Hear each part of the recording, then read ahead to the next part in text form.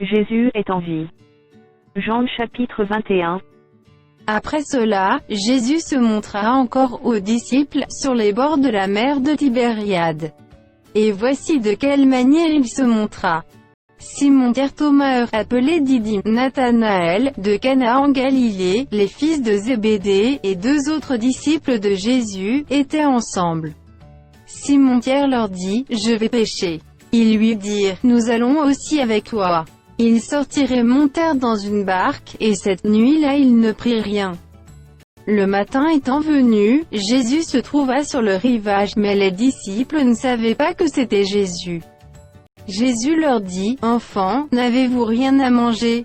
Ils lui répondirent, « Non. » Il leur dit, « Jetez le filet du côté droit de la barque, et vous trouverez. » Ils le jetèrent donc, et ils ne pouvaient plus le retirer, à cause de la grande quantité de poissons. Alors le disciple que Jésus aimait dit à Pierre, « C'est le Seigneur. » Et Simon-Pierre, dès qu'il eut entendu que c'était le Seigneur, mit son vêtement et sa ceinture, car il était nu, et se jeta dans la mer. Les autres disciples vinrent avec la barque tirant le filet plein de poissons, car ils n'étaient éloignés de terre que d'environ 200 coudées. Lorsqu'ils furent descendus à terre, ils virent là des charbons allumés, du poisson dessus, et du pain.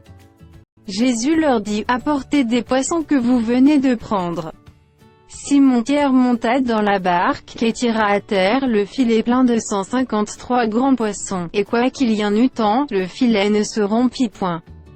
Jésus leur dit, « Venez, mangez. » Et aucun des disciples n'osait lui demander, « Qui es-tu ?» sachant que c'était le Seigneur. Jésus s'approcha, prit le pain, et leur en donna, il fit de même du poisson. C'était déjà la troisième fois que Jésus se montrait à ses disciples depuis qu'il était ressuscité des morts. Après qu'ils eurent mangé, Jésus dit à Simon-Pierre, « Simon, fils de Jonas, m'aimes-tu plus que ne m'aiment ceux-ci » Il lui répondit, « Oui, Seigneur, tu sais que je t'aime. » Jésus lui dit, « Paie mes agneaux. » Il lui dit une seconde fois, « Simon, fils de Jonas, m'aimes-tu » Pierre lui répondit, « Oui, Seigneur, tu sais que je t'aime. » Jésus lui dit, « Paie mes brebis. » Il lui dit pour la troisième fois, « Simon, fils de Jonas, m'aimes-tu » Pierre fut attristé de ce qu'il lui avait dit pour la troisième fois, « M'aimes-tu » Et il lui répondit, « Seigneur, tu sais toutes choses, tu sais que je t'aime. » Jésus lui dit, « Paie mes brebis. » En vérité, je te le dis, quand tu étais plus jeune, tu te saignais toi-même, et tu allais où tu voulais, mais quand tu seras vieux, tu étendras tes mains, et un autre te ceindra, et te mènera où tu ne voudras pas. Il dit cela pour indiquer par quelle mort Pierre glorifierait Dieu. Et ayant ainsi parlé, il lui dit, « Suis-moi. » Pierre, s'étant retourné, vit venir après eux le disciple que Jésus aimait, celui qui, pendant le souper, s'était penché sur la poitrine de Jésus, et avait dit, « Seigneur, qui est celui qui te livre ?»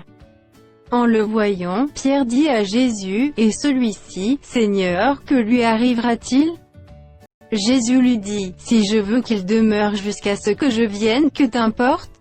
Toi, suis-moi. » Là-dessus, le bruit courut parmi les frères que ce disciple ne mourrait point.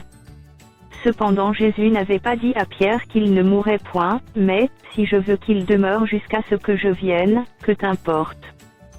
C'est ce disciple qui rend témoignage de ces choses, et qui les a écrites. Et nous savons que son témoignage est vrai. Jésus a fait encore beaucoup d'autres choses. Si on les écrivait en détail, je ne pense pas que le monde même pût contenir les livres qu'on écrirait.